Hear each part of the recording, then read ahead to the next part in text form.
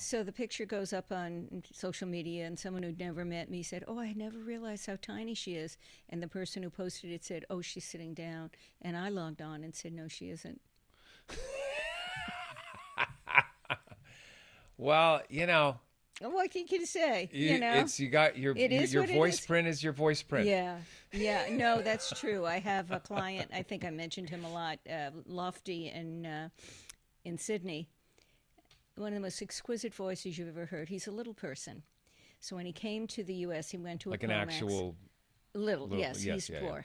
Okay. In fact, he's having similar surgery to me. He's had a lot of surgeries because his spine it's a challenge. Right. And so when he was coming to the States, and I thought, I want him to get the respect he deserves because he's a superstar in voiceover. Wow. And so I said to him, and I was telling people to dress like your voice print.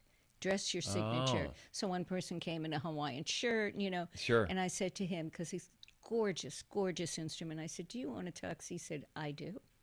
I said, "Bring it." So when I call him up, he shows up. And when he first hits the stage, there's a little titter in the audience.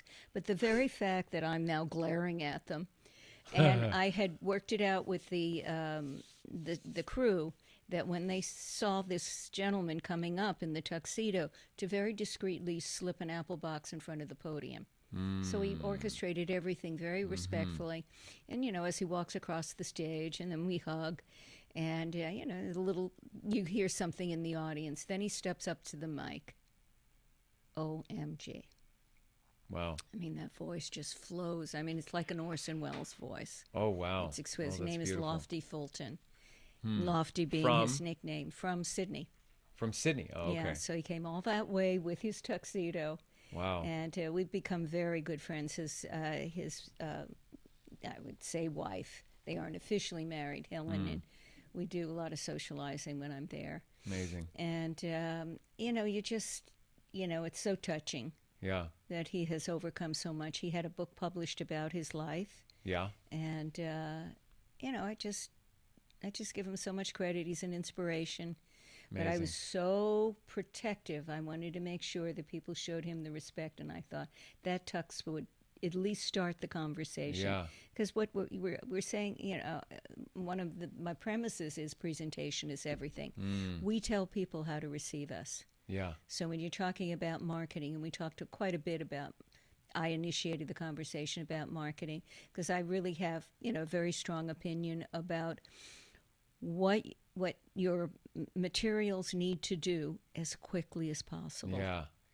Very short You've amount got of time. 3 seconds. Yeah. People say 10 seconds. Yeah. I wish it was 10 seconds. Visually and auditorially, Yes. we have 3 seconds. You've got 3 seconds. Yeah. So especially in the audition lineup, Yeah. but then with demos, and then Yeah. with somebody going to the site, Yeah. what you want to do is with that landing page, you want to give them a little appetizer. You're going to give them a sense of what it feels like to be in the presence of your voice. Right. Which is an entirely different approach than this is what I can do. I can do this, I can do that. I'm a voiceover guy. Here's a microphone There's a just microphone, to prove it. Source Connect. And here's all my equipment and Yeah. so forth. And I said, if they want to work with you, they'll build a satellite dish in the jungle. Your job is to be irresistible, Yeah. especially with people who have not worked with you before.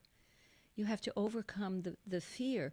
There's a lot of money. There's a lot on the line. Their careers are on the line. The careers, Yeah. yes. I mean, it's an inverted pyramid when it gets to you. Yeah. All this is balancing on that one point. Yes. You're the quarterback bringing it across the line. Right. Well, before they make their choices, if you want them to choose you, and they've heard about you maybe or whatever, they're doing their research, and you've got to allay fear and override fear with the desire. I have a 3-step mantra for holding the bar. The first is stop time.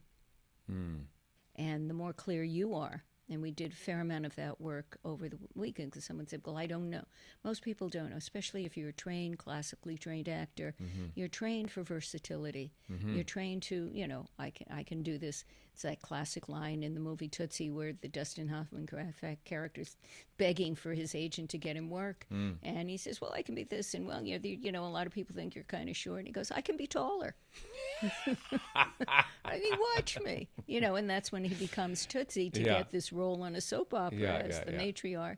Yeah. And the show goes, the show or the stage show is also goes off from there. Mm-hmm. But the fact is, yes, it's not about can, it's what do. What Yeah. do you do? Where is your state of mind? Your state of mind. So you're basically being hired for that. Mm-hmm. That's what they're renting when they hire you. Mm-hmm. Mm-hmm.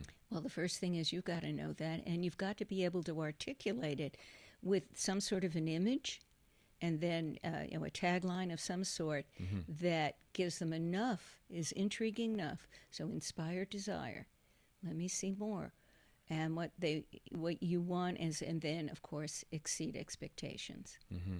Mm-hmm. And that's not overworking or overdoing, but it's just the idea that they leave the recording session with the idea that they got so much more than they expected. Mm-hmm.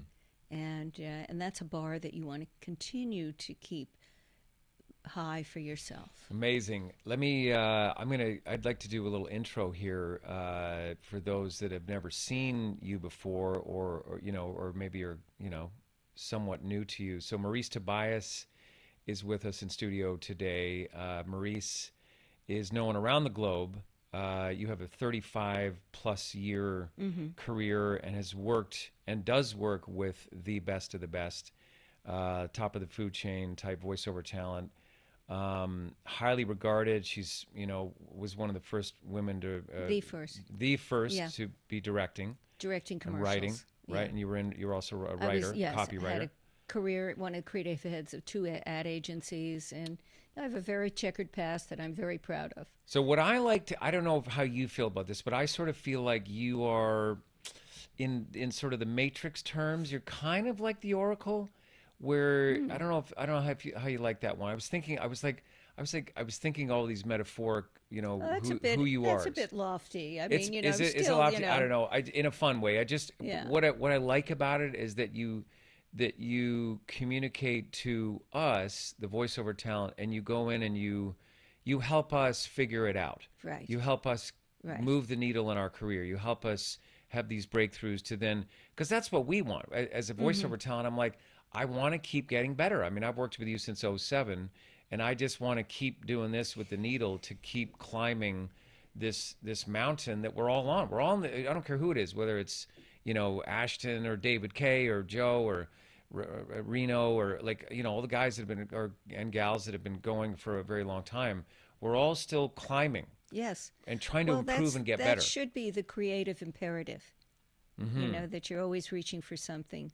I just want to say though, I feel like you go in and you're able to it's like you show up on the mountainside and go, oh hey, here's that tool that to get little across this tinkering bridge. here and there. Here, use this tool, and you were like, oh great, I didn't. And you're like, thanks, Marice. Yeah. And then you're up another 1,000 feet. Right. And that's kind of so it's just really I'm just grateful that you're a part of the mix and that again you're so globally present. Whether it's online or in studio or at cons or wherever, however you show up, I'm just super grateful that you're here and a part of all this. This past weekend, I mean, again, for those that have never studied with you, I mean, what were some of the breakthroughs this past weekend that, again, without mentioning names or gender or whatever, but what are some of the things that you go, yep, there's that breakthrough, or maybe some of the common breakthroughs that you see for people that are, have been in the business for a chunk and you go, hey, what about this? And what are some of the things that you noticed? Well, first of all, I think there was one comment that really summed it up for me.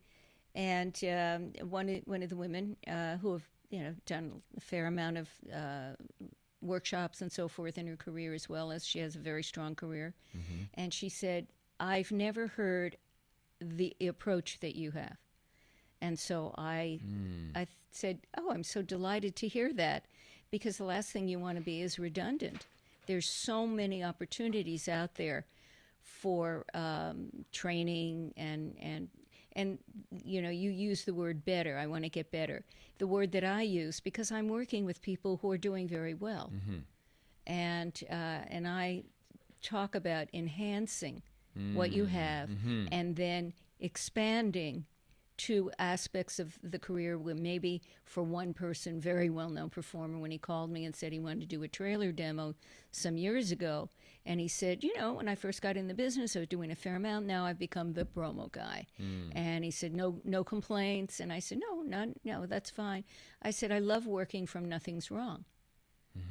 I have if you research, what's called the 5 operating states of bringing something into existence, the first thing is formulation. Then you go to implementation, where you put the tools together, and then you hopefully create momentum, where what you're saying about yourself, you're getting agreement back from the universe. Now, a lot of most careers stay in momentum the whole time of the career. Nothing wrong with it. But there's another stage, and that stage is, have you ever thought of? So, for example, I use the example of, I was working with at the time, one of the hosts of Entertainment Tonight. And he decided he was leaving. He and one of the producers formed their own production company. And he called me and asked me if I worked with on camera. So, of course, I'm a director. I directed commercials. I've done a feature film, all of that. And he said, and he wanted to find a way for what it is, this chef they were grooming for a show. And he said, I said, he needs to be camera ready. He said, right. So did a lot of work with their production company. At the time, they were the biggest production company in reality TV and information driven. And I've worked on over 50 shows, from The Tonight Show to Dr. Phil, and you name it. I've worked with fighter pilots. I've worked with attorneys. I mean, you name it. Andy Warhol was right. Everyone's getting their 15 minutes. Yeah. Thanks to reality TV and being an influencer and so forth. Yeah. And so it's been quite a ride. And then speaking at conferences like Promax and the NAB and Country Music Seminar. I've also traveled to parts of the world I never thought I'd get to. And what I realized is that voiceover is a universal craft. Yeah. And there's a lot. So on one hand, they say, well, what is it that's so similar? I said, the same complaints. The talent have the same complaints everywhere. And the agents have the same complaints. I keep hitting the mic. I talk with my hands. Somebody said, what would happen if I held your hands? I said, I'd probably lisp. So I'll try and keep my hands, a little more behaved guys. So anyway, so you get to stability, which is, have you ever thought of? So until Rob said to me, have you ever thought of working in, TV and, working with the talent and everything. And then I would wind up consulting on shows, especially new show launches, and I'd do the run of the season and so forth. And, was that a thought in my mind when I started focusing on voiceover? No. And so that's when you have to be open to the idea, well, if somebody has a thought about you, what have you got to lose? Yeah. I've always said that I'll take a meeting with anyone unless it involves criminal activity. Yeah. You always learn something. Yeah. It's another shift of the prism of how you're showing up. Yeah. Because I had a life coach years ago who told me, he said, not only do we have to be accountable for the way we want to be seen, but we also have to be accountable for the listening of how we're seen. And understand that sometimes there's a shift in that prism.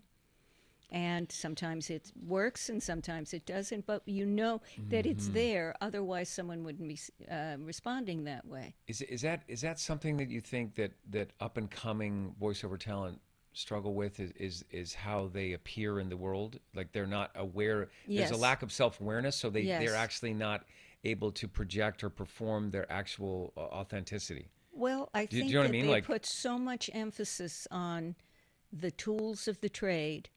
When I was talking, I had dinner last night with a long-standing friend and, very, very respected and loved agent. And I said, they think it's about competence. And I said, one thing is, in a creative career, A plus B does not necessarily equal C. No. And you have to, I've done all the things. I've got my ducks in order. I've taken the classes. It's not a meritocracy. Right. I've got the demo, and that's the thing. I'm looking for, somebody needs to give me a chance. I said, no one's looking to give you a chance. You give yourself the chance. Yeah. And what you have to do is you're over here doing, what you're doing. And I said, never more has it been so available to individual talent to move their career along with their own momentum. Yeah. as opposed to waiting, for a gatekeeper to anoint you. And but that's essential now. And what is it? When people say, "Well, how do I get to the next level?" I said, first of all, let's define the next level. And I actually I publish articles on LinkedIn, and I wrote one fairly recently called "The Promise." So the promise in advertising and marketing is the feeling that someone will come away with if they go or do or think or feel or buy what you're recommending. And then I say, and what's your promise? That's your brand. That's your secret sauce. What is it that someone's going to get uniquely from you so that the zillions of people who are competing every day, and it's a vast number. I don't even think you could calculate how many people are competing every day globally. Yeah. Because I've got clients in far-flung areas in South Africa and Yeah. Peru and, and the Netherlands. I mean, not just, and, many of them, especially the Australian actors, can do an American accent like crazy. Yeah, yeah. You would never pick up. Yeah. And, the Brits are, classically trained, and a lot of them are doing the same thing. So there is competition everywhere. You become aware of that, and no, that's the game you're playing. So what? No one has the life experience, the way to see the world, and it comes through on what I call the level of intention. That's how I've been able to work in languages I don't even speak, because I hear the performer's relationship to the material, and that's where I go in and tinker. Yeah. Let's go back to the weekend and some of the breakthroughs. What did you see that either impressed you or inspired you about some of your students that it you know was what I mean? really, really, and we chuckled about it because you had quite a few huge voices. When I say huge, the big voices, classic yes. announce voices. Oh yeah. This kind of I know a thing. exactly who you're talking about. And there were 4 of them. Yeah, yeah. And so, they were just sort of like the Mount Rushmore of the weekend. Yeah. And little by little, each one of them we saw, because I said the voice now, that kind of a voice has to fall to the background. Yeah. I said, but there's a kind of rude saying in theater where you're watching an actor on stage, and a theater director said to me, "He's having himself." I said, "You guys got to stop having yourself." And they laughed about that. So I tease them with the idea you're enchanted with your own sound. So the Yeah. first thing was, of course, losing the headphones. Oh yeah. Number one, that's then that's part of the enchantment, and they don't need anybody else. They've got themselves and their headphones and that fabulous sound. Yeah. And I said, and then the second is to understand that the sound is the delivery system. Now, coming out of broadcasting, all 4 of them kind of, they're like the weightlifters of the voice world. And so they stand in front of the mirror flexing. Totally. It's all about what it sounds like. Yeah. I had a client once, every time I gave him a note, he goes, "Well, how is my voice? How is my voice?" Yeah. I said, I'm going to charge you $1 every time you ask me for that now. You've got to stop asking. Yeah. It's not about that. It's not about the little voice. It's about the big voice, your point of view. How do you see the world? That's the prism through which you deliver your script. Yeah. And that's the prism through which you're offering producers the opportunity to couch their story in those terms, combined with, oh, here comes my allergy, my 11 o'clock allergy. Oh yeah. It combined with the cultural conversation, because our work lives in a context, and I think that's one of the most important aspects of the framing of a career, is that it's not this disembodied work. When I first started focusing on voiceover, it kind of was. The reed was frozen in time. Yeah.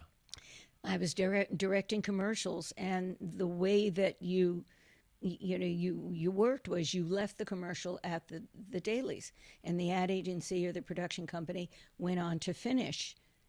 And so when my spots would be on air and I'd hear the voiceover, I'd go, "Oh, that's who they chose."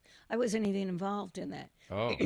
So I get this 11 o'clock allergy that is time sensitive. I was up a little earlier, so it's showing up. Yeah. It's about 15 minutes, and then it dissipates. And I figure, I've been to doctors and no damage.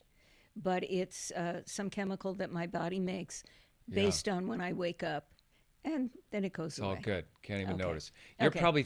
I'm thinking of like the '80s kind of, sort of in that kind Yes. of The range where they sort of ba ba bee intone. ba ba ba boo, Right. and it's Yes. sort of here Yeah, and it's da da that, dee. when I worked with Don Morrow, Yeah. I Who's the literally, famous guy? But yes, who's the other guy who would? Don, He died. Gary Owens. Gary Owens. Yeah. Yeah. He used to do the Well, he Star was Wars mocking opener. it in a way, but Yeah. I mean, if they Yeah. press right here, it approximates what their voice sounds like through a microphone. Yeah. Fact of the matter is, we don't hear our voice the way the rest of the world No. does. No. And I've had so many people say to me, I really don't even like my voice. And then, well, why should we?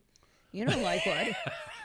I mean, you're looking for validation The over famous, I'm not famous, but at least for me, at least, you. This is 2010 when you were like, take your headphones off, just take them off, Yes. take them off. They're and then for that engineers. shifted my career. Yes, it does. It really It did. does. It And really did. I'll tell you something else that's going to shift your career. Because Please. everybody's reading off screens now. iPads and stuff. Yeah. Yeah. So every once in a while, take a script, record it off the screen, then print it out and record it again. On paper. Yep. Yeah. Because there's a relationship to the tactile. It's in neuro-linguistic programming, there's a step called anchoring. And anchoring is when there's an acceleration to understanding with a physical connection, which is why when you go to Costco, they're giving you samples. Yeah. It's free Physically samples. connected to the. Why candidates go out and shake hands. Yeah. Why so many voice talent go to Comic-Con and the fans show up and take selfies and get autographs. Right. It's that connectivity that accelerates understanding and a relationship. So when you have a piece of copy in front of you and, you mark your copy, everybody can mark a screen now, mostly too. But it's a one down, it's a one generation down relationship. And video is cold. Paper is warm. Human beings are warm. Wow. So you need that connection. Now that I'm getting back on the road, I mean, my first one was the Men's Summit in Vegas. I mean, they couldn't wait. They couldn't wait to see each other. And every time a guy came in, they all stood up and clapped. And then it was group hugs. They couldn't stop hugging. And we're talking grown males, superstar careers. And they were just giddy. It's the best. It's the best. Absolutely giddy. And this weekend, too, the group always forms a center. Yeah. And people root for each other. I mean, and one person gets up in front of the mic and says, I'm so nervous. I haven't gotten nervous in 20 years. Yeah. And I go, oh, you're the only person in this group who's nervous, and everybody laughs. Yeah. And I said, this group means more to you.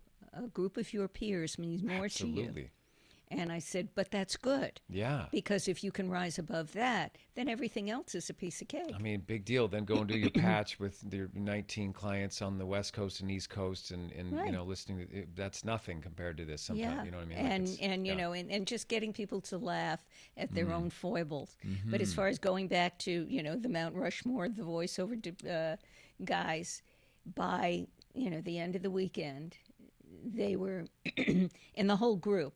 The way I phrase it is there's before and after COVID, because that is a seismic cultural event that impacted the entire planet. I'm glad you're bringing that up because I wanted to talk about that, the sort of the Right. before and after effects of Well, COVID and and how that that's why- impacted the voiceover community. Yeah, the seminars that I've been doing online this past year with things starting, the clouds parting. So the phrase that I used was battle fatigue, and I'm addressing the hangover. Yeah. Because there's Right. such an emotional component to what went on, Yeah. whether you were impacted in small ways or sadly very dramatic ways. Yeah.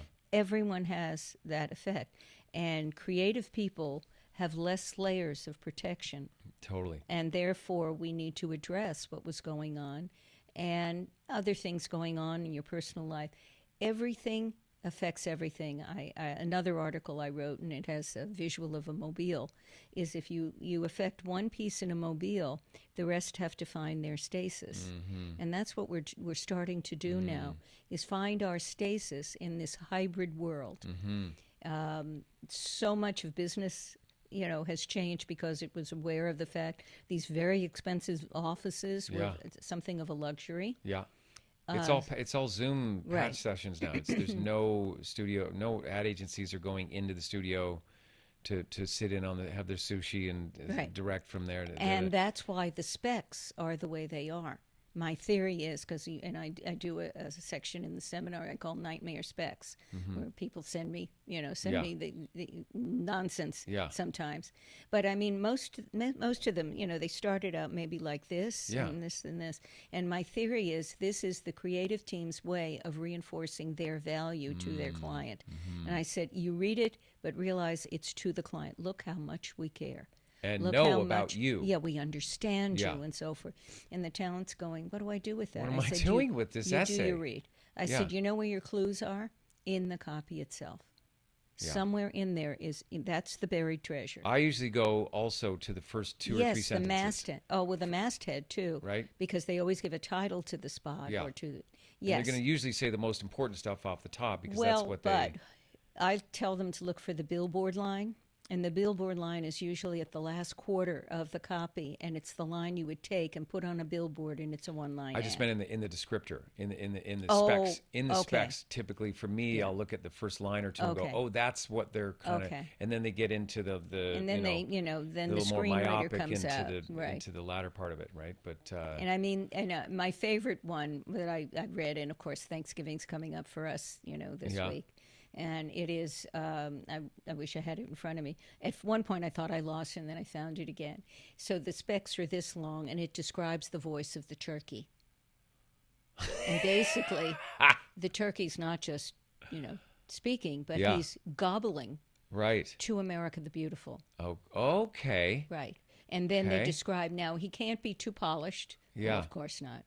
And he's got a, he's kind of gobbling along in a kind of wimpy turkey sort of way. Yeah. But, and it goes on, like, we're talking about, a stage actor or something. Yeah. And and everybody's just starting to laugh and so forth. And I said, wait, you haven't heard the script. Gobble, gobble, gobble, gobble, gobble, gobble, gobble. Word. That was the script. Oh, my goodness. And I think to myself, okay, and that's my way of saying to the talent, I feel your pain. It's like the Talk of the Town clip, it's about the voiceover guy from London. Right. And the only line in the copy is yes. Yes. And he's like, yes. Yeah. And he's saying yes like 19 different ways, and they're all like, no, it's not how not I wrote yet. it. It's not It's not how it's not there yet. Have you ever seen Santa does a voiceover? Well, I think I have. Yeah, I mean, he looks like the Coca-Cola Santa, and he's very proud. Yeah. And the words are, of course, ho, ho, ho. And he goes, ho, ho, ho, and he looks, very delighted with himself. And they all sit there and they go, no. When they hit the button, and then they go, and you're in trouble. Yeah. And then the writer's sitting there shaking his head going, it's not how I wrote it. And, you just give them credit for doing a send-up of themselves. Yeah. They know how, so good. How crazy making all that is. Yeah. And then by the end of it, maybe if he shouted it, maybe if he by the end, his shirt is open, he's perspiring, he is completely dismantled, he is completely discouraged, and he winds up like a barking dog.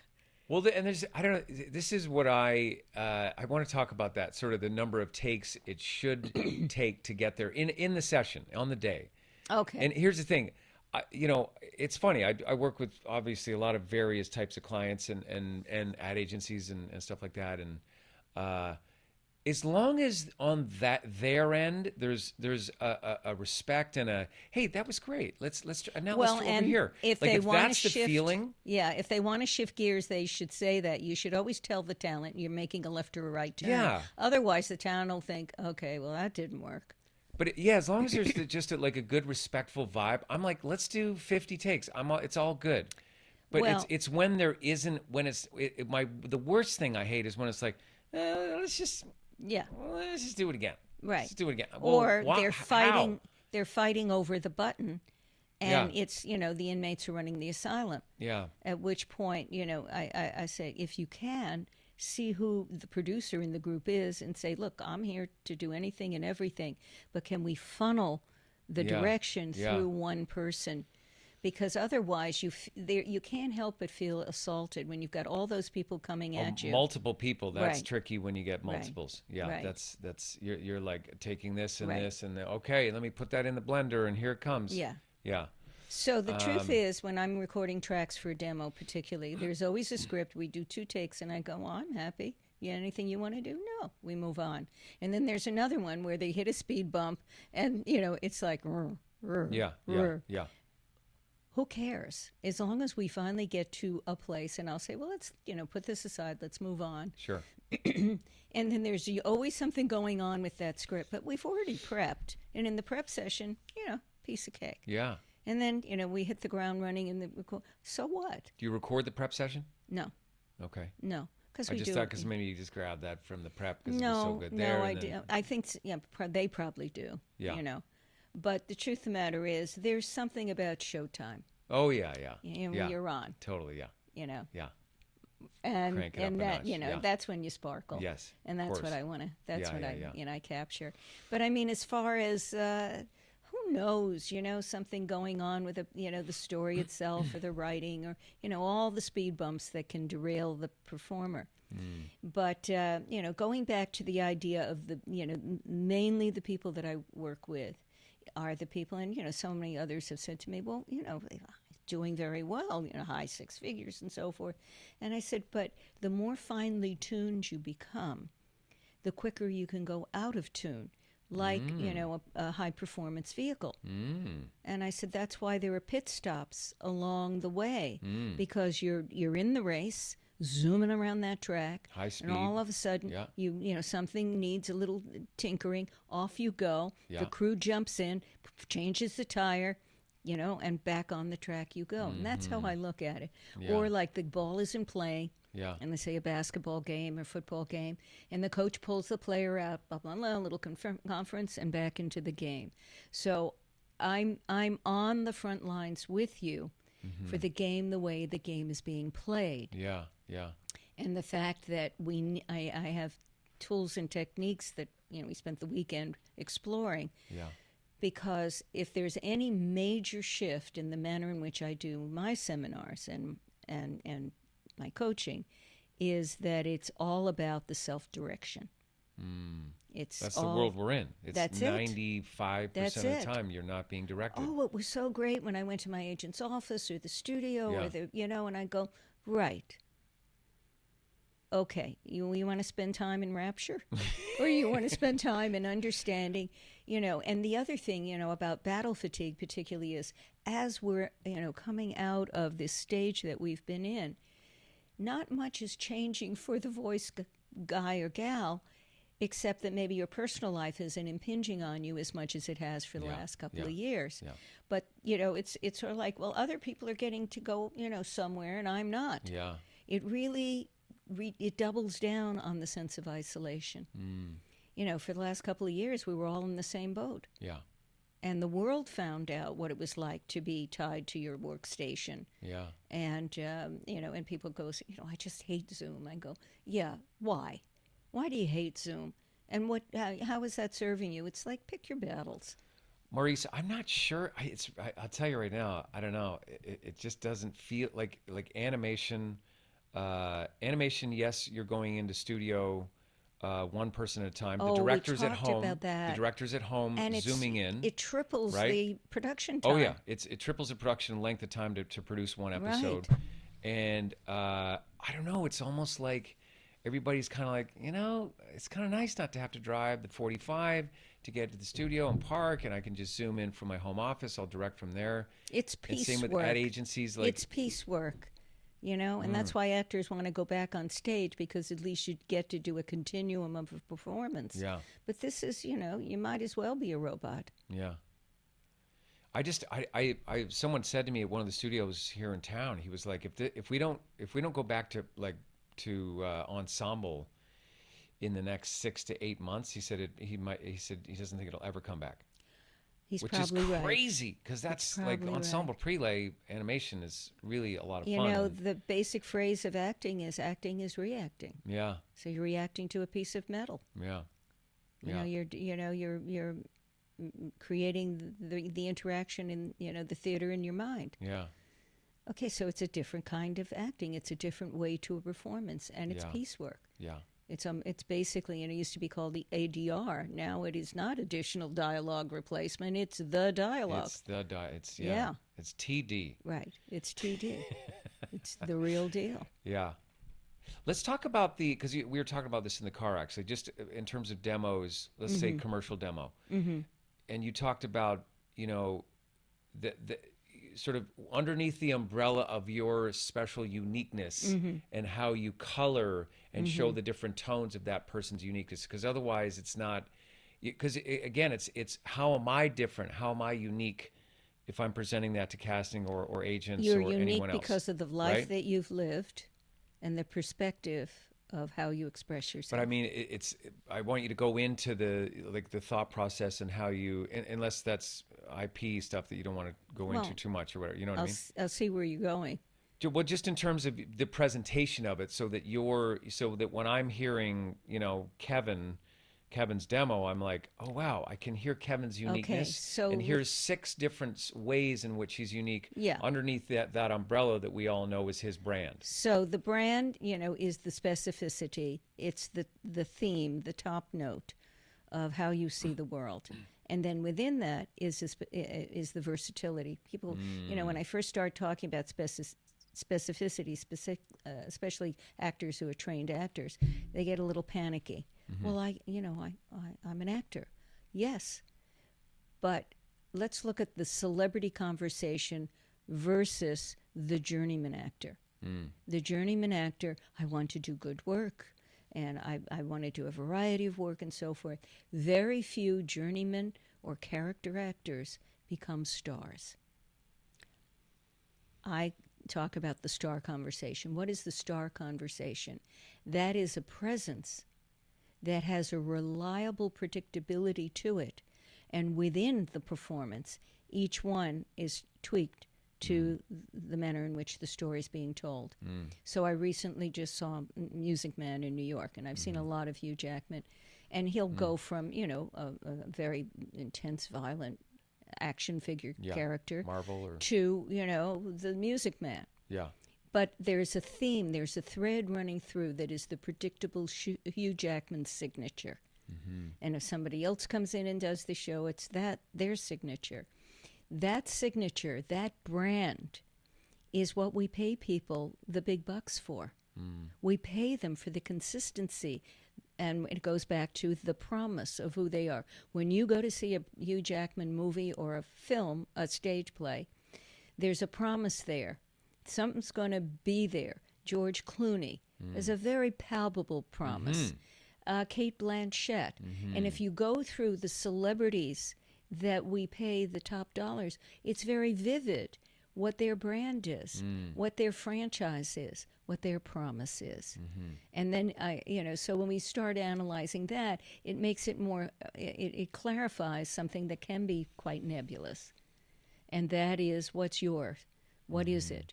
And it has to do with the manner in which you tell your stories, the intention. And so there's one fellow in this weekend, he was a cranky curmudgeon, and when a piece of copy like that would cross his path, he gets the job. Yeah. Because he is a cranky curmudgeon. Sure. And that's his promise. Right. Yeah. And then, so how do we make a career out of that? Well, he's the guy sitting on the porch whittling, saying, all right, here's the deal. And so I take what is in front of me and I look to see, okay, so that's the kernel of it. Now, how do we expand that brand? So could he do something for finance? Well, of course. Once you have a point of view, you apply it to a variety of areas. I mean, there's some things, realistically, would he be doing something for diapers? Probably not. But maybe he probably doesn't want to. Comedically or what? Maybe, right. Yeah, but not. Yeah. And that's the other thing. I played a couple of my demos, and I said, with big voices, somewhere in the demo, I like to have them do funny words. Yeah. Words that you don't expect. So in this one, he said the word fluffy, and everybody laughed because it was funny hearing a big voice say that. And to me, I do stuff like that to show how approachable they are, how versatile, how flexible they are. You can send the message with how you land on one word. Because you know yourself, just in terms of auditions, sometimes when you come in for the session, or used to come in, you show up for the session and they go, "We love the way you said the word coffee." And can you say, I literally had a client in Chicago. Yeah, they get stuck on those. Yeah, things. they'll go for table scraps. Yeah. In order to direct you and go, "That's why we picked you. You made us want a cup of coffee." And he booked a whole campaign because of the way he said coffee. So crazy. Or like I said to the group, a lot of them are represented by this agent, and I tease him about this too. I said, when you run into him, ask him to say the word prawn. He said his prawns, and we had some last night. And I said, just wait. Next week, people are going to ask you to say this word. I said, because I told them, when you say the word prawn, it's almost like you're talking about a lover. And he laughed and his eyes sparkled because it's true. And we had some prawns. And he said, "Would you like another prawn?" And I said, "Oh, I don't want to interfere with what's going on for you over here." Oh, my goodness. But it's that way of imbuing a word with so much meaning. And when it comes to the trailer world, if they use a voice, the voice gets to say and do so little that you got to make it count, and yet it has to be seamless. You can't come in with a sledgehammer. Yeah. You know, it's just got to be the name of the film. Sometimes that's all they're saying, or rated R. You know, so is it rated R or is it rated R? You know, it's carrying a meaning along with simply saying the words. This may be a tough question or not. I don't know. Is there a quality, like, you know, you really do work with some of the best voiceover talent in the world. Yes. Like whether these are clients that you have in LA or New York or whatever. So you're around them, you work with them, you're tinkering with them. Is there a quality other than their skill that you find that they have that up and coming voiceover talent don't have yet? Is it a willingness to be vulnerable? Is it an awareness of authenticity? Is it awareness of self? Is there something there where you're like, well, Sandra's got this that, you know, Cindy is still not there. Do you mean without the skill? Yeah. Is that a tricky question? Well, I don't know. without the skill, it's what they're bringing to the party. Yeah, like is there something there that you're like, you know, they're their own champion, or I know you talk about that. Yeah, I think if there's a common thread, the common thread is this T-shirt that was out in the culture many decades ago that said, "I may not be perfect, but parts of me are excellent." It's belief in self. Yeah. It's belief that you've got something to offer. Yes. And a lot of times then there's the onboard critic that, you know, there's the noise in the head that keeps saying, "Well, who do you think you are?" and that sort of thing.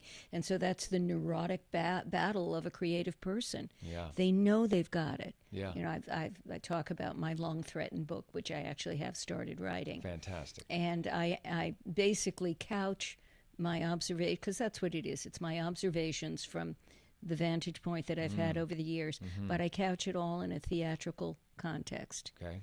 And so it is, you know, it's the theater in the mind. And these characters that are, you know, distracting you and yammering at you.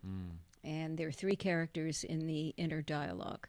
And the first one that should be the loudest voice is the champion. And then there's the critic and the brat. And the battle is the critic and the brat. And the champion, you know, needs to prevail. But with the people that I work with, as insecure sometimes they can be hand wringers to get in front of that microphone or that camera, and showtime. They believe that they do have something to offer. But that doesn't mean they certainly have crises of confidence too. Sure. And you know, the fact of the matter is, we're talking about a human being that has an entire life, so that things go on, traumas, heartaches, excitement, you know, and all that has to be factored in. Yeah. But, you know, and you have to be able to, like with Scarlett O'Hara, good, bad, or indifferent, I'll think about it tomorrow. So they believe, and even if it's hard to extract that out of them, because, you know, everybody says, don't get don't think too much of yourself. I think You got to believe in yourself, though. If you don't believe, once again, if you don't believe in you, why should we? Yeah. And Don LaFontaine at one point was asked in an interview, "Why do you work more than anybody else?" And he said, "I'm very good at what I do." Mm-hmm. Well, why not own it? Yeah. But the culture tamps that down, particularly certain cultures. Don't think too much of yourself. Don't get too big for your britches. Yeah. Humility. Yeah. And I think there's a certain amount of false humility. There's enough that people can figure out a way to be apologetic. Yeah. But not be apologetic by the very thing that you're putting your chips on the table with. Got to own it. Yeah. Believe in yourself. Yeah. Yeah. Yeah, that's interesting. I know we got a little bit of time, but I wanted to ask about the why. Getting to the why of why one, myself or whatever else, who's be delivering a car commercial or whatever it is, what is your fastest route to the why of why I would be, communicating these ideas from this car commercial? It's an imponderable, because you're not there. You can't game it that much. Why would they choose you? I mean, what you should be is surprised if they didn't. Well, I mean in terms of maybe I'll rephrase it. Like, what's the reason that I am connected to this particular story about this car commercial, and like what's the why in terms of why I am telling this story to person X or what's to the the reason audience? in Yes. the moment? What's the why? So what you're doing is asking the actor's question, which is, what's my motivation? Why am I telling What's the the story? why? So well, and it's not to book the job, because if you do the trying to book the job, That's doesn't horrendous. book the job. It's the doing. Yeah. Okay, the why is the promise. The promise of, so basically we're positing an experience for someone. You buy this car and ultimately, especially the luxury, the higher up the food chain you go, the less it's about, the APR and all the financing and so forth. It's how I'm going to feel about myself when I drive this car. It's an aspirational reward. But everything in life boils down to a feeling. Life experience delivers feeling. And it's the feeling, we can call it memory, of an experience we had, and how did it make you feel. So a lot of times when I'm working with someone and I go, how did that feel? It's because they hit the mark, and I want them to anchor it. What was the feeling when, well, the hairs on my arm raised? I said, yep, that's your that's your body giving you an attaboy or an attagirl. That's the synchronicity of you doing your intention, and it's showing up in the work, and everything comes together. And, it's the same thing if you're with a group and everybody goes, oh, we felt that one, that was it. And it is. That's the one, everybody. And when I go into post-production and I've circled take 4, it's take 4. Yeah. It's clear. There's a synchronicity. All the elements came together. He's not painting by numbers. He's not trying to do anything. And that's the other thing. The number one note I have given, even to people before I work with them, and they laugh when I speak at a conference, I go, none of you have worked with me, right? Right. You're working too hard. Don't let the mic or let the mic do the work, and you're trying well, too it hard. is, you need to go into a zone where you're not driving the car as much as you're a passenger, and you let their technique, you let the skill, you trust that everything that you've done and everything that you've prepared yourself for to get you to this moment in time will carry you through. Because if you then still try and control it, it becomes contrived. Yeah. There's an organic as soon as you synergy. press, it's not like you do this and you're pressing. And the culture has grown up. The people who can hire talent are very savvy. They're digital natives. They grew up with all kinds of information assaulting them from birth. Yeah. And they can smell when someone is being desperate. Yeah. And they want to run in the opposite direction. Yeah. And basically that's the other aspect of my work that I think is so very important, is the context. Who is hiring you? How they want to be communicated with, who their audience is. I think the audience is the least attended to element of the conversation, especially with talent. And I go, well, who's your audience? Well, my agent, no, it's the person who can go and do or buy what it is you're thinking about, what you're suggesting. And I said, the other thing is the manner in which they want to receive information. And it is a tell, not a sell. The minute you start selling, they clench. It's retail. We clench. Yeah. There's something about sales. And the truth of the matter is, and one of the opening passages in my book is, we're all selling something. Life is a sales pitch. From the moment we wake up and put ourselves together and move out into the world, the first is we're pitching ourselves to ourselves. How do we look? What do you think? All right, out we go. I say sometimes, you get dressed, you look in the mirror, and you leave the house anyway. But it's almost like the better sell is the true tell. Is someone being truthful in how they actually do you know what I mean? Because you think of that commercial that you hear, and it's like the person is not pressing at all, and you're just it's the sincerity right? of wanting somebody pulled in, and you are truly pulled in. Well, it's the sincerity of wanting to communicate a message that you feel somebody could benefit from. Yeah, it's like an advisor. Yeah. And with, depending on what someone's background is, if I'm working with an actor, I work for motivation. I'm working with a broadcaster, I have to do, I refer to them as recovering broadcasters because they're still oriented to how it looks and how it sounds. Yeah. And I go, what is the story? I think that's the most important word in our work, the story. Because if you look at the manner in which people want to receive information, or what's, I started using a term to describe a certain kind of copy, and it's become in the lexicon, it's the word anthem. It's an anthemic read in that they're not telling you any copy points. They're not selling the product. No. They're selling what a great company we are to do business with because of our give back, our initiative. Right. For every product Brand we sell, right. Yeah. And that is a huge component of the voiceover work in the commercial world. But it's the streaming message. It's a component of so much more messaging than it used to be, where it would be, this is what we stand for, these are our values and so forth, and that's why you should buy from us. But it's much more subtle now, and it's much more a touchy-feeling message. And just because we're on this, and this may seem like an interesting question, what are we doing in voiceover? Like, if you had to explain voiceover to someone who's not really, who's quite far away from it, how would you explain it? Like, Well, you are the messenger. We're the messenger. We're that's what you do for a living. You deliver messages. Yeah. And you're heard but not seen.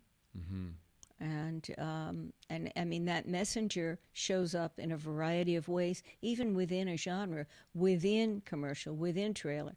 Promo, becomes one of my favorite areas because it's so complex. I love the challenge of it because there are so many considerations when a script is in front of you. It's not just about this show. It's about this show on this network at this moment in time. There's so many contexts to be drawn together. And so when I was speaking at Promax some years ago, and I bring talent up and demonstrate directing technique, my theme is usually getting the read you need and the read you want in the time you have. Because that's their concern. It's the clock is ticking. Yeah. Especially in promo. You get a script, you've got to get it back. 10 minutes is like a lifetime. Well, that's a plenty of, that's plenty of time in a promo session. Yeah. Yeah. But I mean, in terms of the audition, to get it back to your... Sure, yeah. we need it back. And so, I'm available for directed auditions throughout the week, and I always say, unless I'm sleeping or I'm on a plane, I'm available because you have to be. Yeah. We're sitting at the firehouse waiting for the bell to ring, and we've got to get on the truck. So going back to the considerations, one of my clients is, going back to what is it about talent that makes one person, so desirable? I think it is an appetite for understanding and loving the business they're in, and they can't get enough. So Yeah. this one man comes out of broadcasting, had his own recording studio and so forth, but he is so savvy about the distinctions of the networks in terms of how they talk about themselves. And here I had an ocean of promo producers and creative teams and so forth, and I had him come up, and I said, okay, do your Nat Geo read. Now do Nat Geo Wild. Same piece of copy. Now A&E. Now do PBS. Now CNN. And they're sitting there, and they were gobsmacked. And I thought, isn't this the business you're in? Yeah. Why don't you know this? Why don't you know? When you go from network to network and show to show, and it changes. There was one show I was hired, and it was a launch for a show, and I knew the producer really well, and I said to him, has your creative team come from a news background? He goes, yeah, how do you know? I said, look at the writing. It's all bullet points. I said, this is a healthcare show. We've got to put some touchy-feely in the writing. So, the only reason I could say that, because I don't go where I'm not invited, is because I've known him so well. And I said, this writing is just too bullet point for this kind of a show. And it was mainly geared towards women and health. And I said, it's got to have more touchy-feely, more compassionate language. So, and not girly, but by the same token, these are, human beings. And they're not just, the numbers, on the highway and that sort of thing. But sure enough, they had come from a news format. That was his previous show. And I mean, so I say the clues are all in the writing. So you read all the surrounding material, and the minute you get a piece of copy, go to the internet and learn as much as you can. Totally. Because by the time it's come to you, there's something up there. Yeah. Even if it's just a lobby The advantages card. Nowadays of having Yes. Google and YouTube and all the rest of them, the searchability factor for production companies, networks, previous shows, There's no excuse. It's crazy. Yeah. So what was very interesting to me was a few sessions back, one of my online seminars, I give out copy ahead of time for them to record. And so we were listening to the playback. And I said, didn't anybody go to the internet and research this?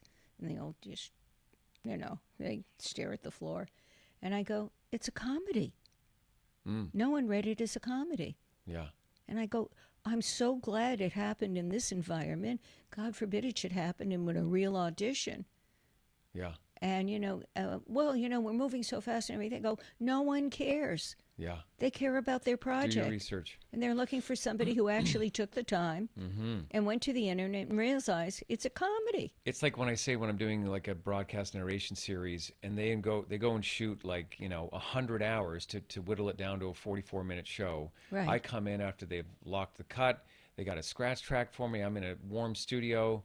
Or air conditioner, whatever it is, I go in and I'm like the salt and pepper on the omelet that's taken a year to build. Right. I better watch that scratch. You've I better got know to what the F I'm part doing. of the creative team. Do you know what I mean? Yeah. And to not be really well prepared walking in to do that, I just don't feel right about that. Well, good. Like, but there's some do you people know what I who mean? feel, well, I've been there, done that. And the other is they have their shtick. They have what they do. And that's usually a performer that if somebody gives them a note that's a little off left or right, they get resistant. Yeah. And Go because for the ride. And I've had producers say, sometimes I'm directing somebody and he's like old enough to be my dad. And I said, you're the producer. Don't leave the studio until you... Oh, and she said to me, that was in one of the promo, she said, sometimes, I don't really get what I want. Do not leave until you get what you want. Yeah. This is your party. This is your show. They're, getting on their horse and riding out of town. You're staying here behind to pick up the bodies. Yeah. I said, you've got to get what you want. And there's always a way. Yeah. There's always a way. And I said, the first thing is, make sure you don't say to them, could you do this? Say to them, could we? Can we try something? Can we play a little? That takes the curse off of you judging them, they think, that they didn't come through, and now you're desperate for something else. As a team, can we try right, this? can we this? Can we that? Use the we, Love because it is a we. You're not doing this by yourself. It's a dance with the director. Right. It's a dance. Right, Yeah. and it's a team effort. Yeah. So, you set the tone if Yeah. they haven't. Because a lot of times the creative group can become highly politicized. You We can know say, that. as a talent, can we try Yes. this? Well, but that you got to be careful. Well, You I got know to you've make said sure because that you don't want you got. Yeah, no. if you got everything what you right. need, You got to be don't careful. expand Make the sure. session for longer than it Make needs to go. sure you get the feeling that that's welcome. That's okay. Yeah. If they don't ask, Exactly. Don't do it. that's right. You're If good. they're happy, you're happy. Yeah. I had a client who came out of another area of the business where he was more of a consultant for media, and he said, I'd like to overserve. Okay, what does that mean? Well, when we finish the session, I'll say, now, are we sure we got everything? No, don't let those words come out of your mouth. Yeah. If they're happy, you're happy. Because the minute you go, now, are we sure? Sooner or later, they'll get around to you. Yeah. Are we sure we picked the right About guy? him. Yeah. And I said, yes, but, maybe they didn't get that's their choice. Just remember, it's their party. Yeah. You're an Yeah. invited guest. Yes. And if they say, well, do something for you. Right. Don't say, I thought you'd never ask. Yeah. You go, pretend you're thinking. Pretend you're thinking about it. You go, something you said. Okay, let's try this. Let's see what we get. Mm-hmm. Buy them into the authorship of this brilliance because they just might use it that way. But if it's you and them, they're going to hate you for exposing the fact that they didn't think of it. Mm-hmm. I mean, that's the right. Right. That's the other side care. of it too. Yeah. That's the psychology. That's a those psychologist sessions, you yeah. have to be Yeah. as a talent, is piloting through all those wavering egos. Yes. It's quite an ambassadorial Yeah. process. Yeah. Marice, we got to wrap it up, but Okay. there's one last thing I want to quickly touch on. So I did stand-up comedy for a long time. Oh, That's how perfect. I started. That's how I started. Perfect. That's the perfect Kind of how I background for got voiceover. into it and just a So lot of let's go characters back to how you know what your secret sauce is. Did you write your own material Oh in yeah, the beginning? absolutely. Oh yeah. Well, yeah. there you Yeah. are. Yeah. Oh You yeah. stood up on that soapbox and you had a way of looking at the world, and you've taken that into voiceover. You're still doing stand-up. Yeah. Oh yeah. I'm always thinking of ideas. But my thought on it was in stand-up, and I hear it from comedians or even Dave Chappelle or whoever, they'll say you don't ever stop. Right. If you're gonna you got to keep going. And don't you Right. think voiceovers like that too? Because you just never know what is around the corner and what this growth that you've been on is going to create, Well, and it goes you'll back- miss that It goes back dividend to that's that about vehicle. to get paid. Right? It goes back to that vehicle zooming around the track as opposed to a car that's been in the garage for a while. Yeah. I mean, you've got to keep the machinery gotta stay in going. it. And, like in the States particularly, there are a lot of weekends that got added on a third day. They move the holiday. So instead of it occurring on the date, it occurs on the Monday or the Friday. And my theory is we're hardwired for 2 days off. We don't go out of tune for 2 days. But that third day, we're starting to Messes attenuate. everything up. Yeah. Yeah. Vacations, all of that. Yeah. You've got to ramp back up Yes. to competitive. It's like when, people get, athletes get back into training. It's different. In the off season, the on season, Yeah. here come the Olympics, like the last Olympics, they were so geared and so ready, and then they got postponed. Yeah, it's I felt crazy. so bad for them because they're ready to go. Their bodies, they've been starving themselves or, swallowing raw eggs for a month. And now all of a sudden it's like, what? Well, Marice, I'm so grateful that you're doing what you do and Thank that you you. contribute what you contribute to the world of Thank you. voiceover. As a voiceover talent, I'm eternally grateful for you. Thank you. You do so much for us, and I just hope you keep going forever. Me and, too. And just keep well, rolling. I talk mean, about you guys, not wanting to retire. Just you'll slump over a microphone. Well, I'll be right there with you, slumping there's over no the reason other to side stop. of the glass. I mean, there's no reason What? Yeah, as doing long what as we I'm, do. I mean, always right? say, as long as I'm speaking in complete sentences and people want to hear what I have to say, sure, I'll keep going. Awesome. Why Well, not? love you very much. You and, too. And so glad you're a part of all of this. Thank you so much. You bet. Air Cheers. hug. Air hug. Air hug, yeah. Awesome. Well, that was great. Yeah.